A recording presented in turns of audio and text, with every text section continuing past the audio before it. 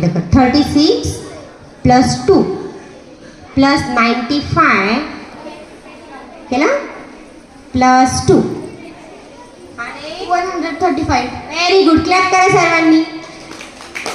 पण त्याला कोणताही फॉर्म्युला जरी विचारला तरी तो अजूनही फॉर्म्युला परफेक्ट सांगतोय. म्हणजे याच्यातून सांगायचा उद्देश असा आहे, तुम्ही जरी क्लास बंद केला तरी फॉर्म्युला रिव्हिजन करायची.